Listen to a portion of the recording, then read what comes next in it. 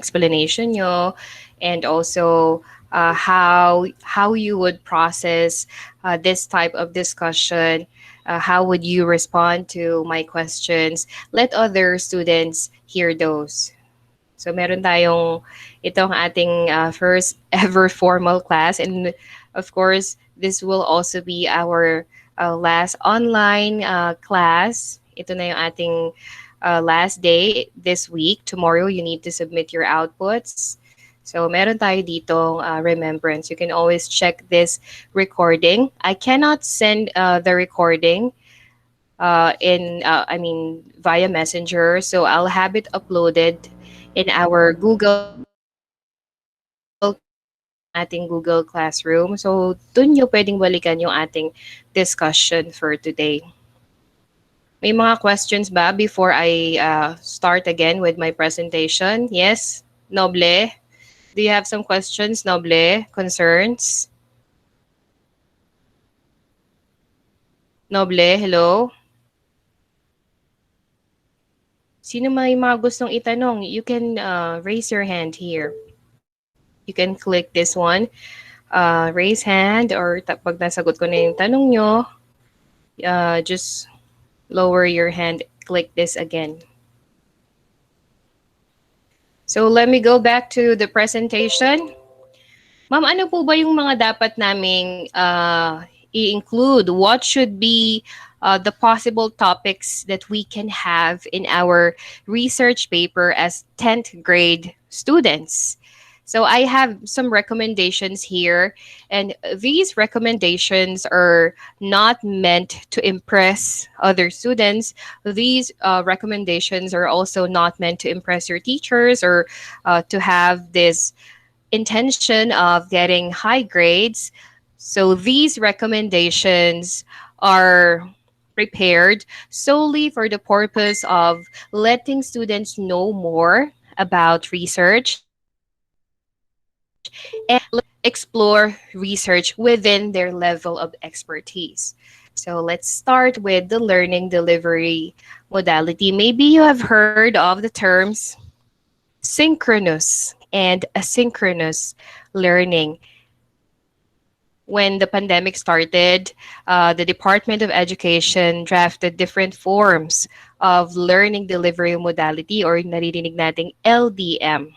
So it's different from what you commonly hear. It's not LBM, ha? It's LDM. This actually presents different ways to still continue or pursue education during the time of the pandemic. So we have distance learning. You're given modules. Distance online class like this is also considered distance learning. When you watch programs from DepEd TV, when you watch different DepEd lessons or programs via YouTube or in different learning platforms, that is still under the umbrella of distance learning. Ano ba yung mga dapat nating i-research in terms of or as regards distance learning? Gawin nating simple. Huwag niyong pahirapan yung sarili niyo na para na kayong nagme-major ng education. You are not yet masterate or doctorate students. Yung ibang students kasi niyayakap yung napakalawak na topic, although those topics are not within your level of expertise, and those topics are not within your level of interest as 10th grade students. So learning delivery modality, pwede niyong pag-aralan dyan yung isang aspeto lamang. Just for example, that aspect is the form of submission. Maybe some students have bright ideas on how to effectively retrieve the answer sheets from the students, since the retrieval is being done every week, and the parents have to put the answer sheets in respective boxes for every subject. You might want to have another recommendation and put that recommendation into an experiment. After conducting an experiment with the way you want submission to be done, you can conduct a survey, and from the survey, you can have or collect your data. Yung data na yon that will be used for data analysis and statistical treatment of the data, and then you have your research paper. Saan tayo magsisimula sa ating research? You'll start with a problem at hand. Mag-isip kayo ng problema tungkol dito sa learning modality, online education, parent-teacher partnership, in support of child's learning. This one is good as a research title already. We have parent-teacher partnership in support of child's learning. Pwedeng yan na mismo yung title ng research mo. Okay. Study habits and learning motivation. Now, this needs to be made specific if you want to have this as your research topic. Community linkages towards learning. O bubuo tayo ng problem. Hanap tayo ng isang research problem. How do you identify a research problem? Whenever I discuss this, I really see to it to discuss it in the simplest manner. Although, nahihirapan din ako to make things easy and basic for the students because I need to mention terms which might give them a hard time to understand. Pero try nating himahimayin yung mga technical terms or technicalities in the process of research undertaking, then maiintindihan natin to ng maigi. If you cannot follow with the explanation I'm giving you, then you can raise your hand and uh, ask for clarification. Mag-identify na tayo ng mga problem mula dun sa mga binigay ko. Paano tayo makakabuo ng problem? Now, your research professors in the future will make mention of the word variables. Sige, type ko dito.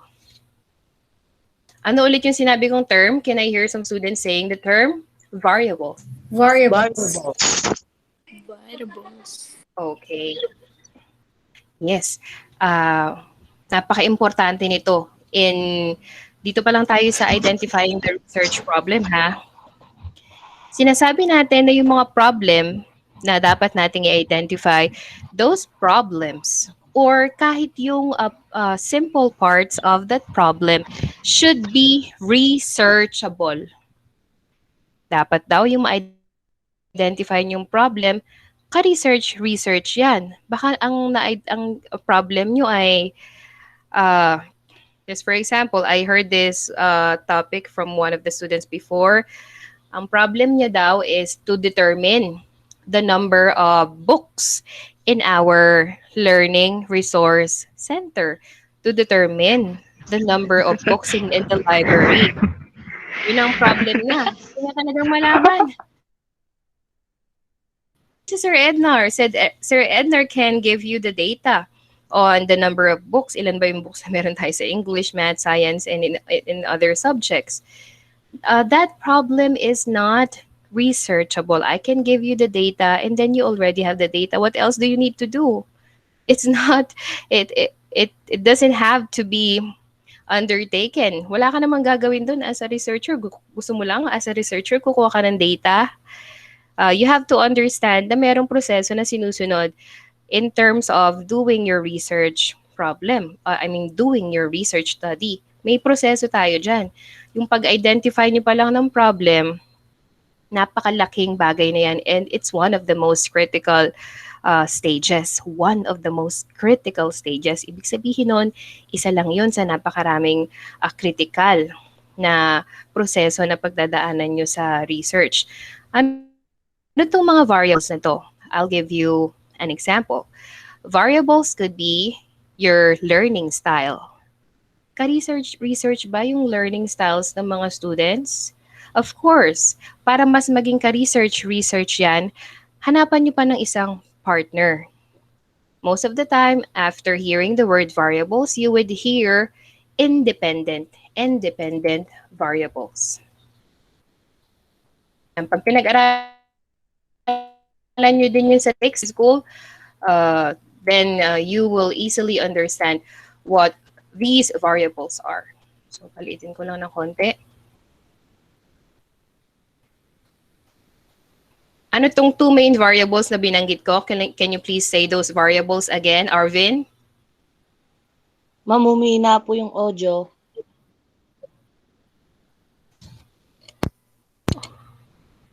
Okay. Ano yung mga variables na binanggit ko kanina? I think I need to do another page. Let me add a page. Okay, let's put it here.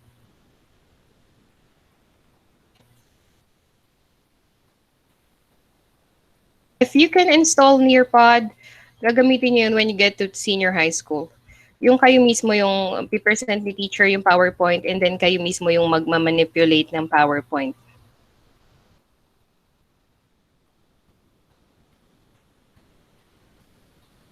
Okay, I'll try to ask other students.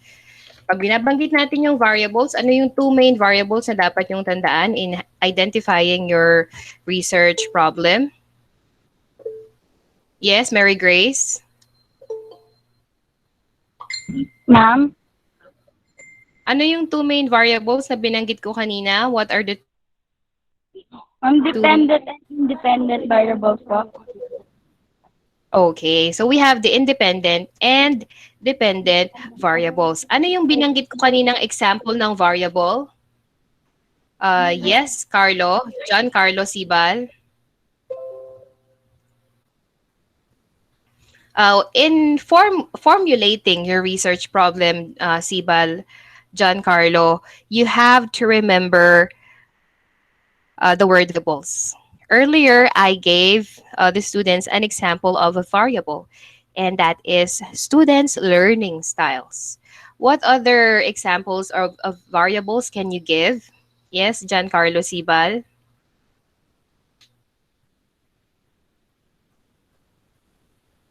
Nandito si Giancarlo, nakita ko siya kanina. Let me check the participants.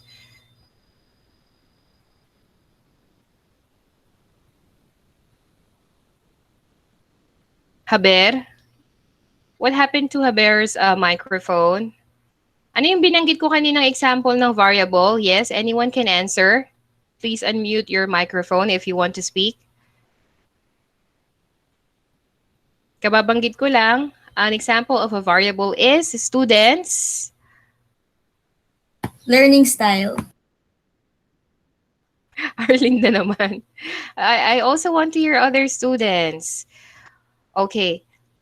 David, since you mentioned learning styles, students' learning styles, what other types of variables can you give or examples of variables? For example, ma'am, sections of grade 10 students. Sections of grade 10 students, I think he would refer to them as your population. Later, Okay. maintindihan niyo yung mga terms na yan sa research. If you are going to have, sige, na-mention mo yung different classes or sections of 10th grade students, they are your population. Sila yung target mong pag-aralan. Yung variable natin is kung anong aspeto ng pagiging mag-aaral nila, anong aspeto ng pagkatao nila, yung pag-aaralan natin. That's what we meant. So yung pag-aaralan natin sa kanila, it could be there. Again, we'll go back to learning styles. Or pwede din yung kanilang mga interests or study preferences. Pwede din yun. Or ano pa yung ibang aspeto na pwede natin pag-aralan regarding 10th grade students? Pwede yung kung ano ba yung gusto nyong strands, ano yung nakaka-apekto sa pagdidesisyon nyo, kung anong track yung ipo-pursue nyo when you get to senior high school. That can be one of your variables. Ngayon, let's be specific. Nabubuo na natin yung ating research problem. Binibigay ko sa inyo yung punto na kung ano ba yung dapat nyong i-identify. Ano ba yung dapat na i-consider nyo as your research problem. It could be the students' learning preferences, their interests, their learning style, variable. That's why we have two kinds of variables, the independent and the dependent. Yung independent, siya yung tinatawag nating manipulative variables. Okay? Siya yung nagmamanipulate kay dependent variable. Bigyan ko kayo ng situation ha. Si math teacher mahilig gumamit ng games, ng gamification in teaching mathematics or in teaching trigonometry. Say for example, trigonometry. Mahilig siyang gumamit ng gamification, and dahil sa ginagawa ni teacher na yon, that actually made her students more interested with learning mathematics. So after a month of using games to increase her students' interest, tumaas ngayon yung grades ng mga grade 10 students ni teacher A. So ano ngayon doon yung independent variable? Ano yung dependent variable? Di ba kailangan nating pagbanggain yung dalawang variable na yon? Sige, let's try to be a little bit informal in our session. I'd like to hear Castorico. Castorico, yes. Doon sa sinabi kong situation, gumagamit ng game si teacher para pataas yung interest ng mga students sa pag-aaral, and dahil sa ginagawa ni teacher na yun, tumaas yung grades ng mga students niya sa math. Ano doon sa sitwasyon na yon yung tinatawag nating independent variable? Yes, Castorico? Castorico? Anyone who has an idea? Mabagal yung session natin yan if you won't give an immediate response. Garcia? Denise? Yes, Garcia?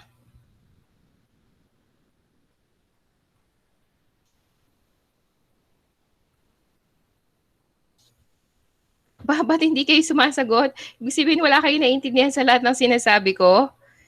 Kopones? Isa-isahin ko yung pangalan nyo dito.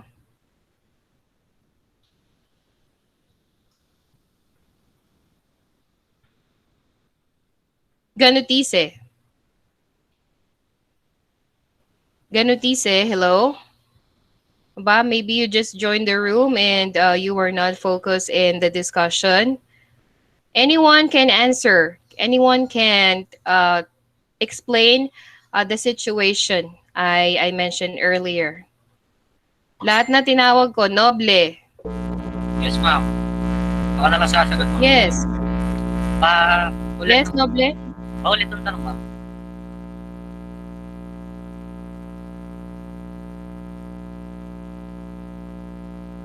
Ma'am, na-mute nyo.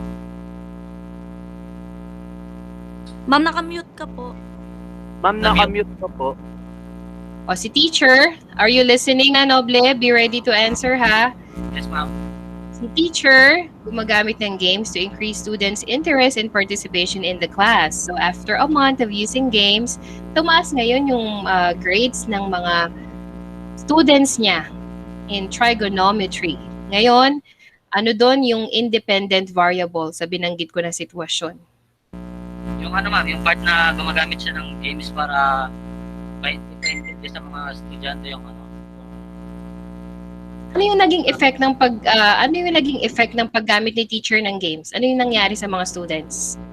Tumaas yung grades ng mga students dahil sa ginamit niyang independent variable, yung manipulative. Very good. Exactly. Yeah, thank you, Noble. Ang independent variable natin ay ang ginagamit ni teacher na mga games, gamification in teaching trigonometry. And ano yung nangyari? Nung ginamit niya yung independent variable natin, that is the manipulative variable. Siyempre, imamanipulate niya si dependent variable. Sino ngayon si dependent variable? Ang dependent variable natin doon ay ang grades ng mga students. So you can get the data. Ganun lang yung research, mga anak. Napakasimple lang. simple. Strategy mo, it could be using games in teaching mathematics o kahit na hindi mo yakapin lahat ng topic ng math. Just for example, your favorite topic is linear regression. O linear regression, gamit ka ng strategy, you can have a game, you can have a contest sa mga students. Gawin mo yon in different classes, mag-experiment ka. You can have class A, class B, and class C. Bigyan mo silang iba't ibang uri ng games. And tingnan mo, depende dun sa ginawa mo, kung sino yung mga natuto. How will you know if they learn from your strategies? Or how will you know who is the best group that learned from your selected strategy? Malalaman mo yon through their scores. Paano mo malalaman? Porkit ba mataas yung scores lahat ng group A, sila na lahat yung ang ibig sabihin ba nun, effective, 100% effective ang strategy mo? No. Because your statistician sa research mo, if that is quantitative research, si statistician mo ang tutulong sa'yo to identify or to know kung effective nga ba yung ginawa mong strategy at yung ginawa mong strategy, iyon ba yung dahilan kung bakit tumaas yung scores nila? Or talagang nagkataon lang na yung group A mo ay puro honor students. Ganun yun. You have to use or to apply statistical analysis. Marami pa kayong matututunan dyan in terms of statistical analysis. You have to learn yung ating measures of central tendency, mean, the most common, mean, median, mode, ginagamit natin yan, and organizing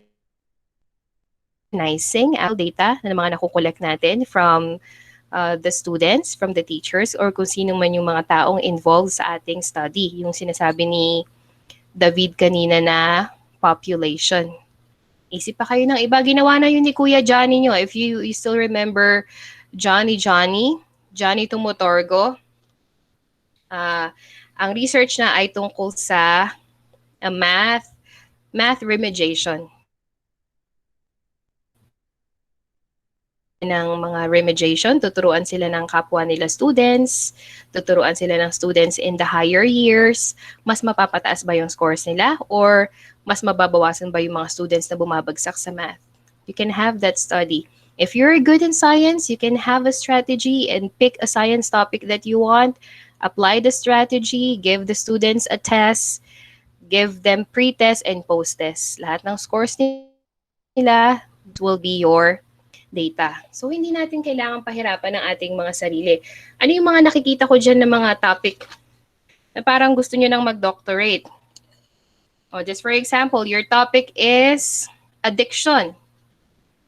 Balik tayo dito sa mga variables natin. Your topic is addiction. Sa level nyo bilang isang mag-aaral, paano nyo matatag ang isang tao na addicted na in playing mobile games or computer games? Sige nga, paano nyo masasabi na addict na siya sa paglalaro ng computer games? Di na kumakain, ma'am. Yes, Lilia, I'd like to hear this student, Lilia. What is your real name? Mata Quizlet. Mata po. Oh, yes, Chrislet. Chrislet Malia, yes. Paano natin masasabi ng student ay addicted na in playing computer games? One of the results, ma'am, failed grades po. Failing grades? Opo. How about Edralyn? I'd like to hear Edralyn. Yes, Edralyn? Di na po kumakain. Nag-skip na ng meals. Okay, another? Empleo? Empleo would like to answer. Inuumaga, ma'am. Inuumaga sa paglalaro. Umaga sa pala. Relate ka ba dyan? Empleo? Yes, ma'am. Medyo.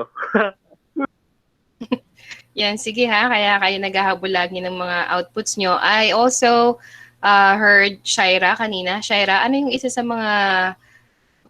Paano nga natin masasabi na addict na yung isang estudyante in playing computer games? Yes, Shaira? If anemic na po siya, ma'am. Oh, you would like look into the health condition. Yes, Okay, ma'am. ito pang isang malupit na, okay, that's good. Thank you for all those who answered. Ito pa yung isang malupit na tanong. Kung sasabihin mo adik ako, baka masampal kita. Ngayon, may karapatan ka bang sabihin na adik ako or may karapatan ka bang sabihin na adik yung classmate mo in playing computer games, Giancarlo? Wala po, ma'am. Ano yung dapat nagsasabi nun? Who should be giving us an assessment if a student is already addicted in playing computer games? Sino dapat yung nag-a-assess sa pagkatao or behavior ng isang mag-aaral? Parents, ma'am. Parents, if they have a background in psychology. Yes, yes, if they have a background in psychology. Another answer, empleo. Pwedeng ano, ma'am, advice lang. Mag-advise ka sa kanya. Advice. Bilang kaibigan. I understand that that advice is actually what we call as unsolicited advice. It means it's not coming from a professional. Kapag may mga ganyang pangyayari, adik na daw si ganito sa ganyan, ano yung nairirinig niyo sa KMJS? Sino yung mga nagsasalita doon? Sino yung mga nag-i-explain? They are who we know as, ano yung tawag sa kanila? Psychologist, ma'am. A-Sports TV? Psychologist? Sino si A-Sports TV? May vlogger tayo dito. Please subscribe to my channel daw. David, ma'am, David. David. Rem po, David. Rem. From Ten Maramba. Subscribe daw. Subscribe to A Sports TV. Ano ba yung baligtad pa yung ano niya? Yan. Kanya-kanyang name yan sa YouTube. Psychologist, psychiatrist, or a professional in understanding and explaining about individual's behavior.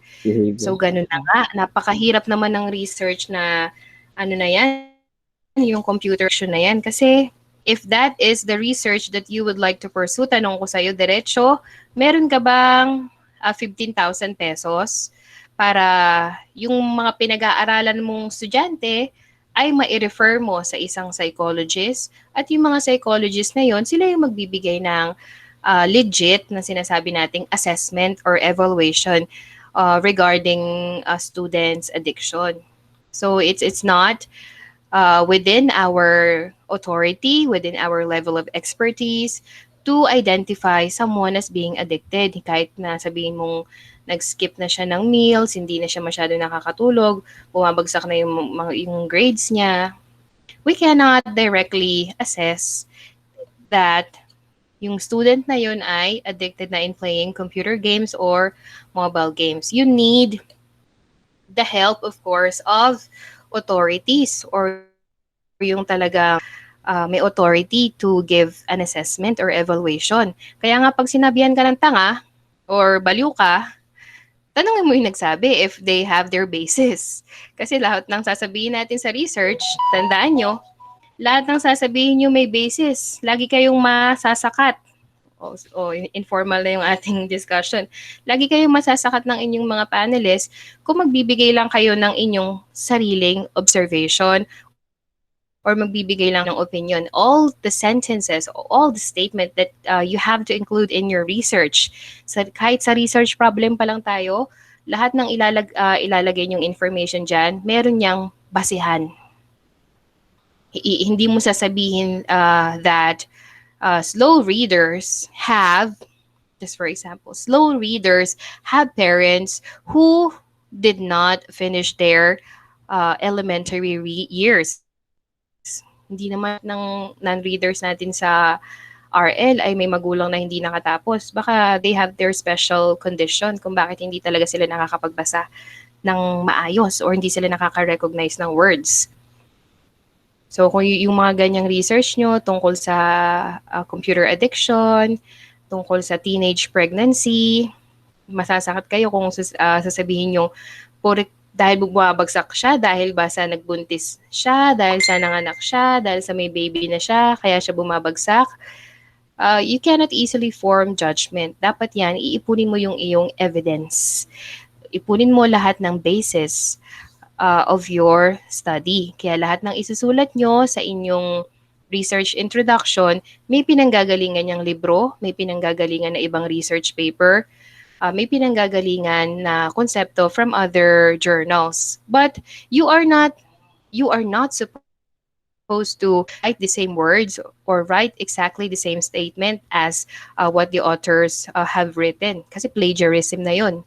Ang gagawin nyo, kuha kayo ng idea from other authors, write those ideas in your own words, and then ilalagay nyo pa yung kanilang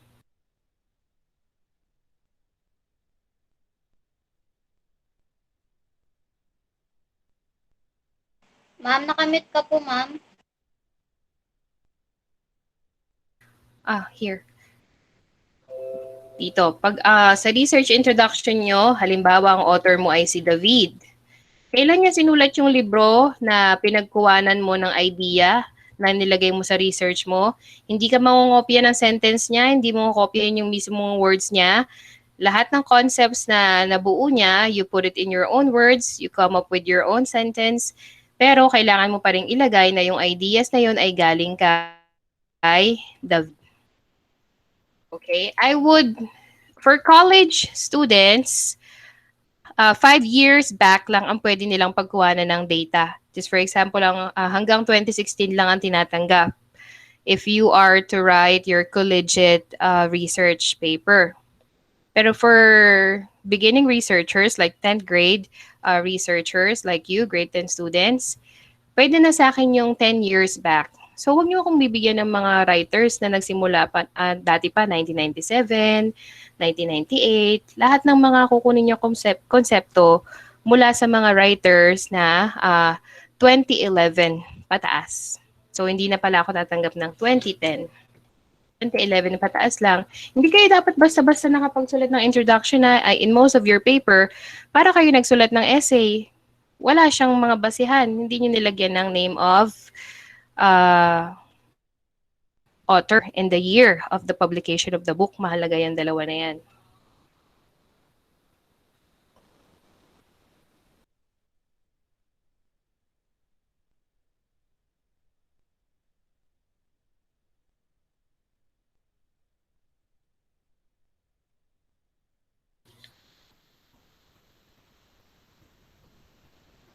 Hello? Hello, mga anak? Yes, Yan, ma'am. okay pa ba yan A Ports TV natin dyan? David, Rem? Yes po, ma'am. Okay, nandun na tayo sa mga variables. Meron na kayong mga variables? May mga nabubuo na ba kayong topics in mind?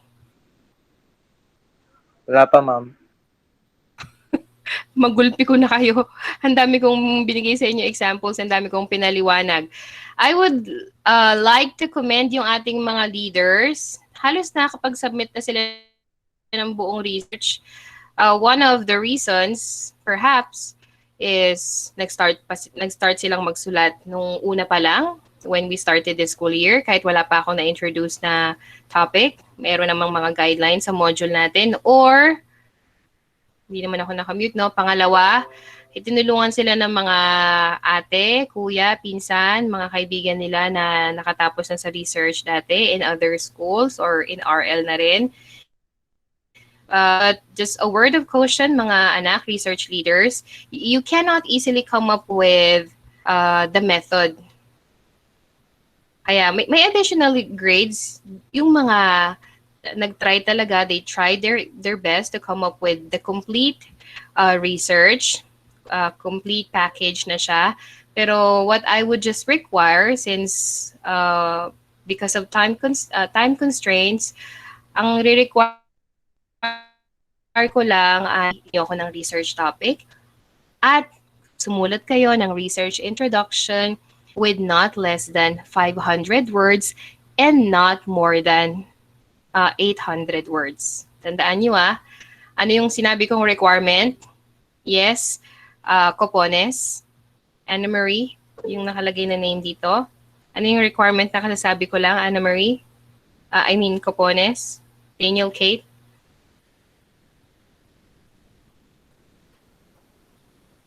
Yes, Arlene? Nag-raise siya ng hand?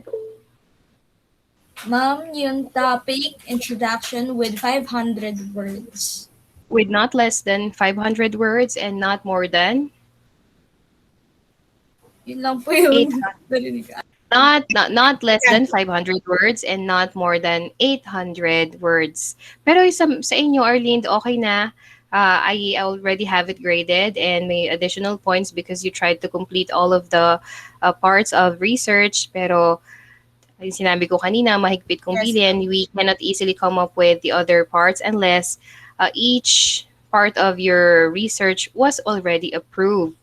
So may mga approval stages tayo dyan. After nyo ng research topic nyo, you need to wait for a couple of 2 weeks para pag-aralan ni advisor yan kung kaya ba ng mga students niya at kaya ba ng time na maibigay niya sa mga students niya. So pagdating nyo sa college, title pa lang ng research nyo, ipipresent nyo na yan. So we have our title, research title, proposal.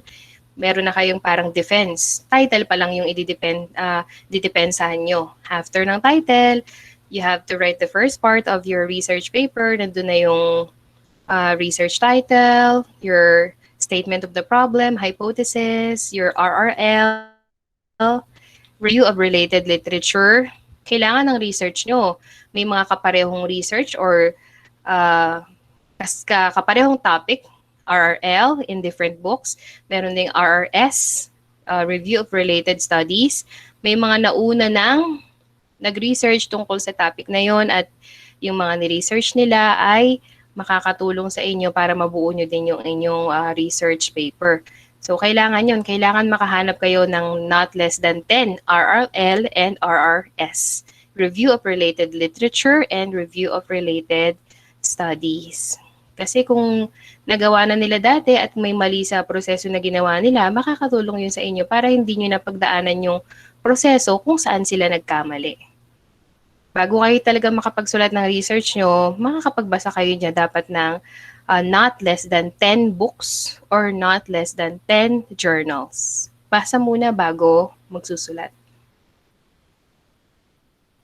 Okay, let's go back to yun lang yung gagawin nyo, napakadali. For those who would just start writing their introduction after our class, napakadali na yung simulan after nito and then you can complete it tonight and submit it tomorrow kung ganun lang siya kadali. Bigyan ko kayo ng mga sample research title. Para diretso na tayo sa mismong here. Kapil. The use of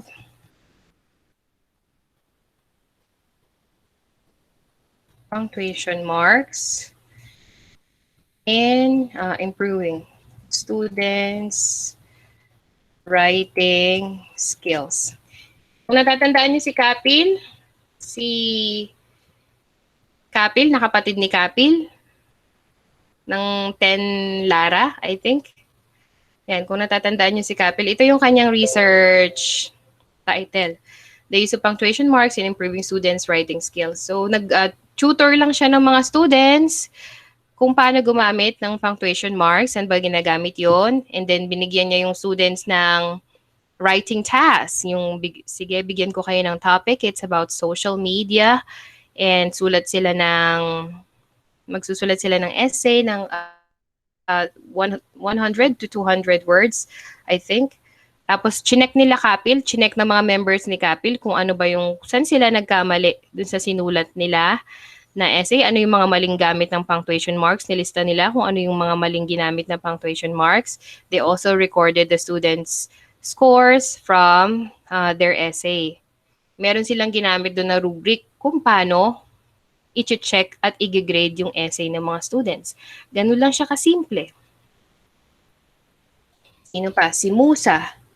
Si Mujahid. Mujahid is mathematics. I think mathematics remediation. As a tool, mathematics remediation as a tool to increase students' math scores. Nabanggit ko na to kanina. It's a litmus paper. Yan, mathematics remediation daw. Nag-tutor din sila ng mga bata. At tinignan din nila, hiningi nila yung grades ng mga bata ng first quarter and second quarter. Pinagkumpara nila kung meron bang naiba or na-improve dun sa grades dahil sa pag-tutor nila. Pwede din kayo mismo yung mag-tutor sa isa't isa. Peer tutoring. Pwede yung topic to. Peer tutoring as an aid to develop students' social skills. Yan, pwede yung peer tutoring. Kung ayaw nyo pag-aralan yung peer tutoring at social skills, gawin nyo din dito yung kanilang academic performance to develop students' academic performance. So limit your research topic to the simplest topic. Yung hindi na kayo lalayo. You don't need to make a comparison of different schools. Hindi nyo na kailangan lawakan yung sakop or scope ng research, no? Especially if it's a school-based na research. Meron pang isa, sabi ko sa mga students ko, doon kayo mag-focus kung ano talaga yung love nyo.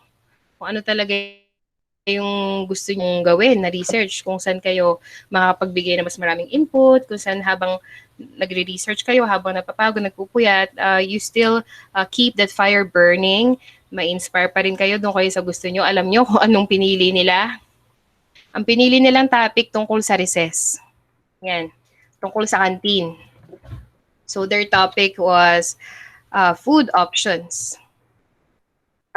Food options at the school cafeteria.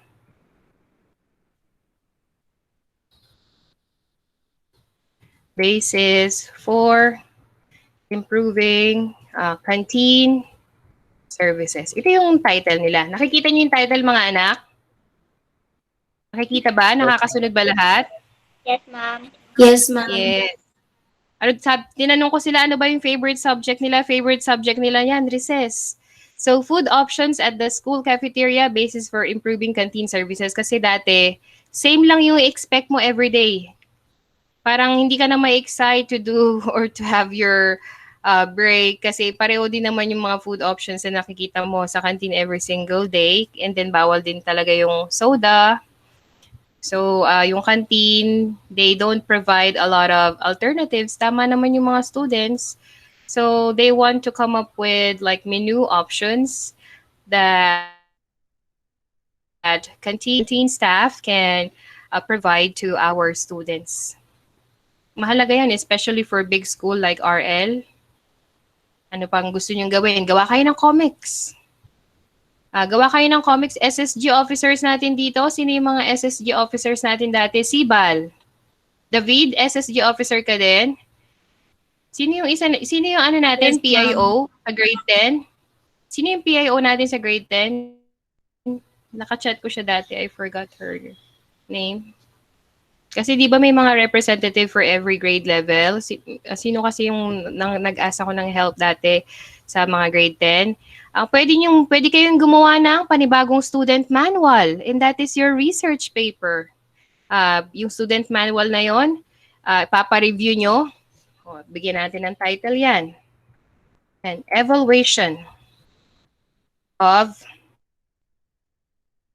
school student manual. Pwede yung maging basis to minimize infractions. School infractions. Alam niyo yung infractions? Infractions means violations.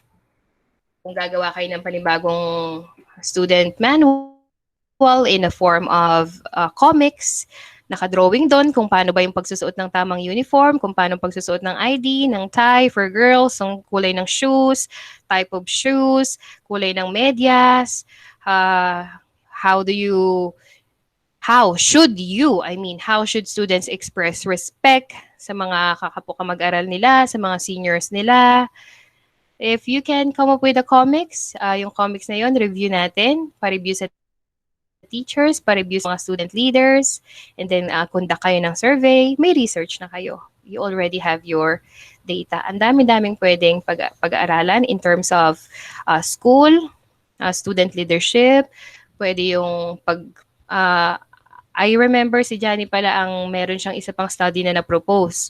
Yung heterogeneous sectioning. You don't always refer to students in 10 Lara and 10 Maramba as students in the lower sections. Kasi hindi na natin ina-arrange ang students according to their average. Kaya nga we have heterogeneous sectioning. So halo-halo na yan sa isang section. Halo-halo ng kakayahan, halo-halo ng interes. It's what we call heterogeneous. It's not homogeneous type of categorizing students into classes. Kasi during my time, naka-arrange pa kami. Halimbawa yung section namin, ang average ay 95 to 98. We were the star section, yung mga sumunod na section A, B, C, depende yun sa kanilang average. Kaya meron pa kaming sa school namin dito, in Bataan, meron pang section Z. Last section na yon. And I experience, student teacher pa lang ako, papalapit pa lang ako ng pinto ng klase nila, nagsisitalunan na sila papunta dun sa kabilang students. Ang natitira na lang sa room, puro babae. Yung mga lalaki nagtatago na sa mga garden, sa kubo-kubo, sa likod, tumatalon sa kabilang pader because they're actually, ilan yung section nun? Pang 26 na section na sila in one of the biggest schools in Bataan. Yun. Kaya ngayon hindi na according to students' grades ang pagsi-section. Porkit ba mababa yung grades mo, bobo ka? Yung ba ibig sabihin nun? Porkit ba mababa yung grades natin, bobo na tayo? Do you agree with that condition, Obien? Di po, ma'am. Hindi. That's right. There are many factors affecting students' grades, especially katulad nyo na nasa critical stage na kayo ng inyong development as human beings. Kasi teenagers kayo, that's one of the most critical stage. Maraming discomfort na nararanasan, mga lalaki, babae. You have to be with friends, with other social members. Kaya critical yung stage nyo. Maraming kino-consider kung bakit mabababa ang grades sa mga students. Hindi naman agad-agad na sasabihing bobo, and we can never say that someone is bobo, right? We can never say that. There are a lot of factors affecting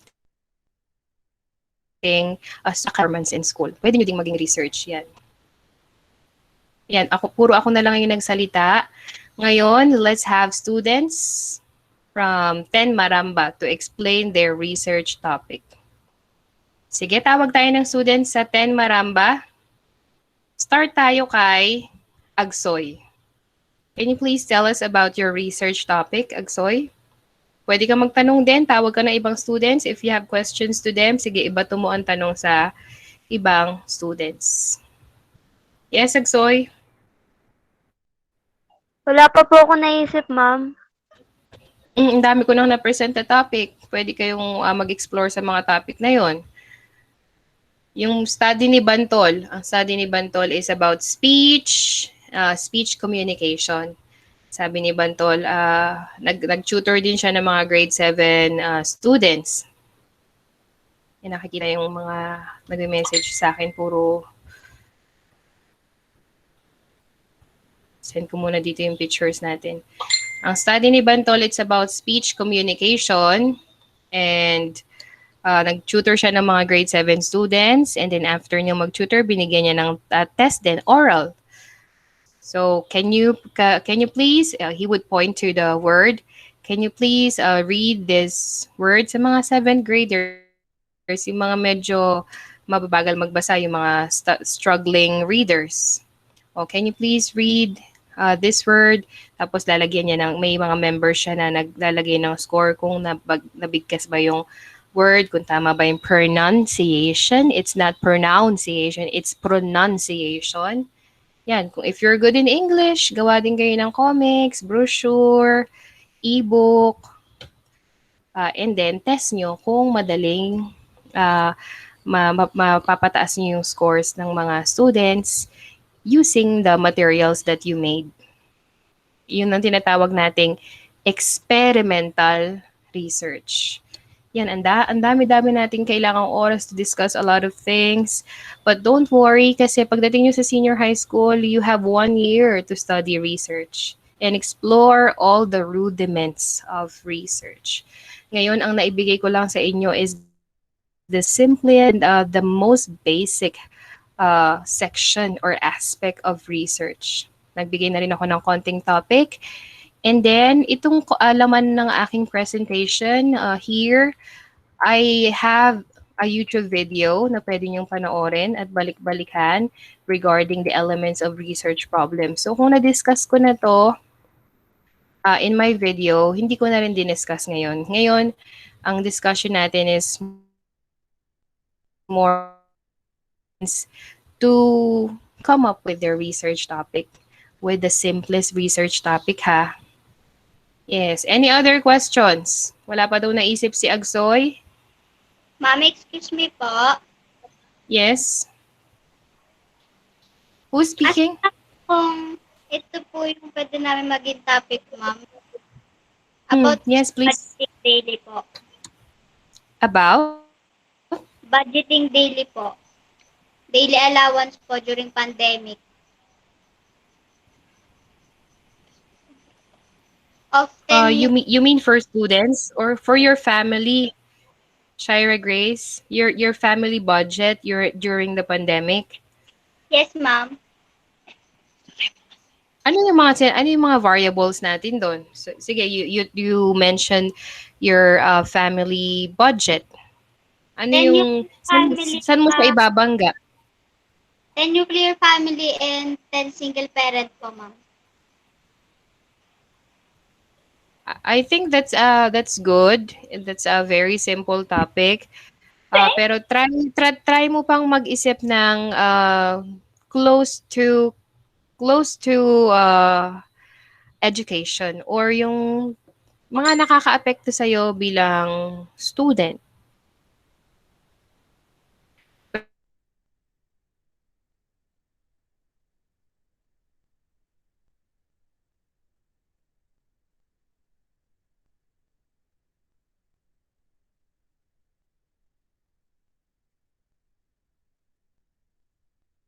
Hello, nandyan pa ba kayo?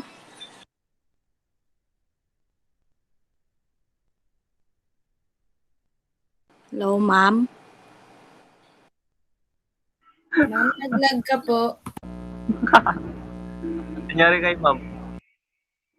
Naglagata Lag si si ma'am. Lag? Ma'am. Alam ko inaantay tayo sumagot. Oo nga eh. Baka namang isasagot, Alme.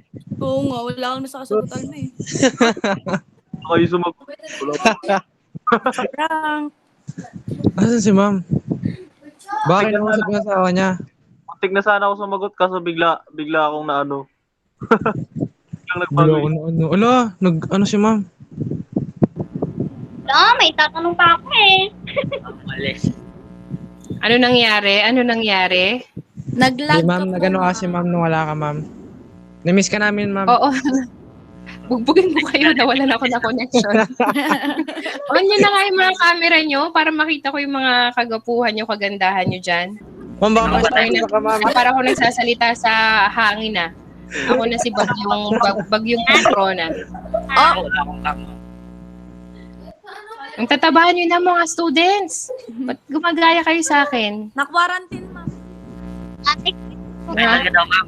1.5 month na kasi, 1.5 year na kasi ma'am, kaya That's okay. I think you also have healthy minds during the quarantine. It's not only the physical attribute, but also healthy minds din because nakapag-spend kayo ng maraming time with your family. Yun talaga yung foundation ng ating pagkatao, yung ating family. That's very important. And also yung mga tao din na pinapasok natin sa ating buhay, di ba? Giancarlo Sibal. Yes, ma'am. Mm, yes.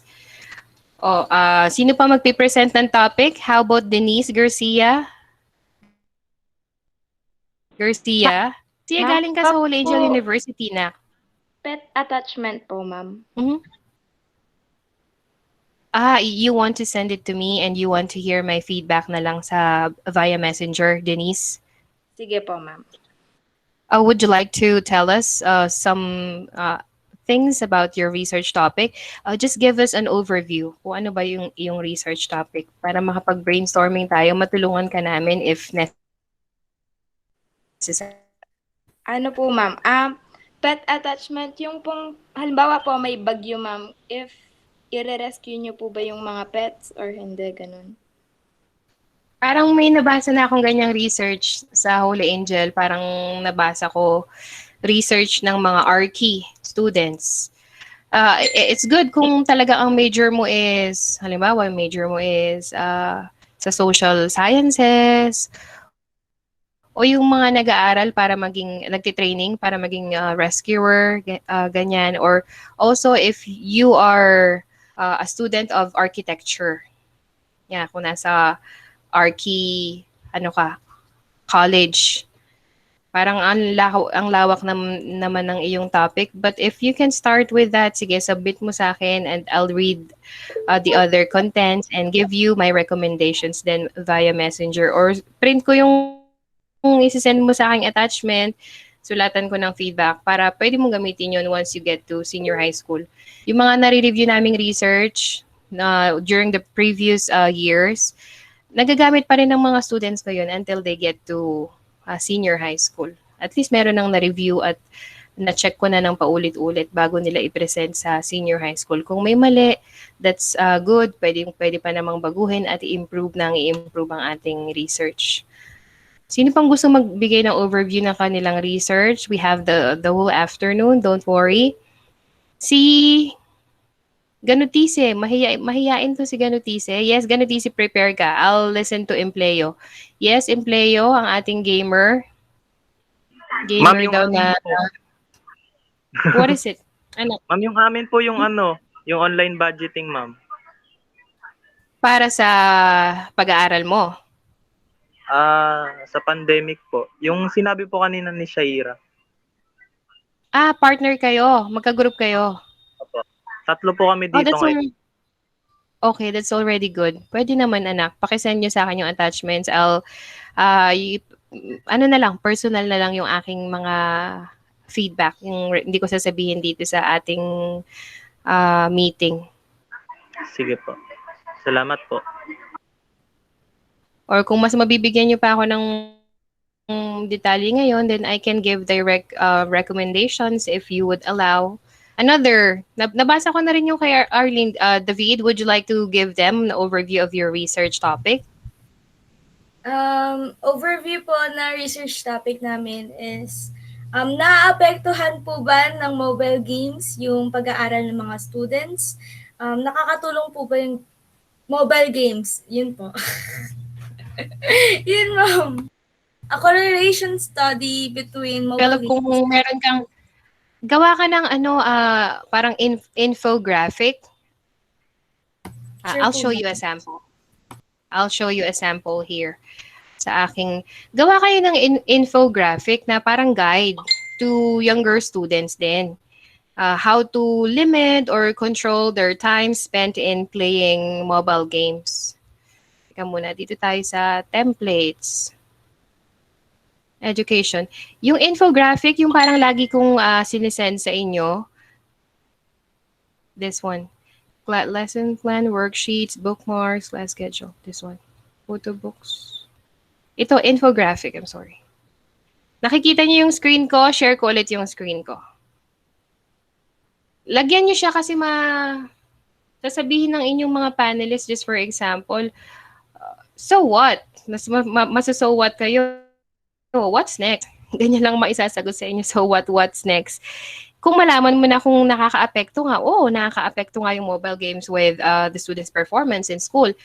Ano yung ginawa mo as a researcher to be of help sa mga students din? Kailangan masasabi natin paano nakatulong yung research mo, ano yung benepisyo niya sa mga kasi yung purpose natin with research is talagang to uplift the quality of living or para makatulong tayo sa ibang tao in information dissemination or in any uh, manner that we could help them. Pwede din yung research nyo yung kung gaano nakatulong yung ating yung community pantry. Pwede din yun. That's a good research. Nakikita mo na tong screen ko, Grace? Not yet, ma'am. I haven't. Present screen. So, gagawa ka ng infographic. Gagawin mo pa naman to when you get to senior high school para hindi naman masasabing anong pakinabang namin sa research mo, how would the students benefit from your research paper. Kung nalaman mo yung epekto, anong ginawa mo? Yan, ganito, mga infographic. Ganito ang infographic. Tapos ipopost nyo yan sa inyong page. Titignan nyo yung mga magiging reaction tao.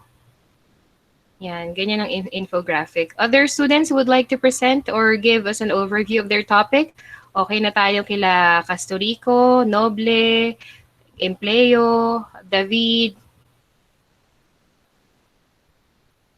Sino pang gusto magbigay ng overview ng topic nila? Are we all good? O, Sibal, ikaw naman ang ating mag-closing prayer. Let's have our closing prayer na to be led by Sibal. You can make it very simple, anak, in Filipino or Kapampangan.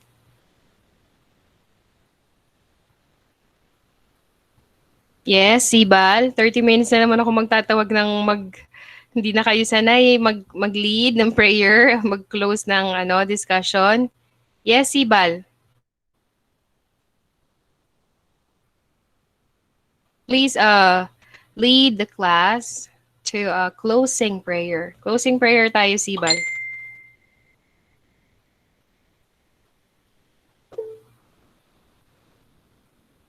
Yes, Edrelyn. Si Edrelyn na daw.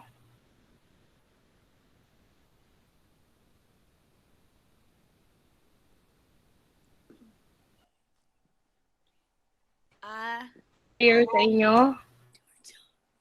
Yes, Edrelyn. Wait Kuya lang, Trilog ma'am. daw. Sa ngalan na Ama, ng Anak, ng Espiritu Santo. Amen. Maraming salamat po sa araw na ito. Sana po, matapos na po yung mga ginagawa. Oy, dadasahin Ma'am, mo wait lang po. tayo. Nagpapatawa po yung mga kasama ko dito.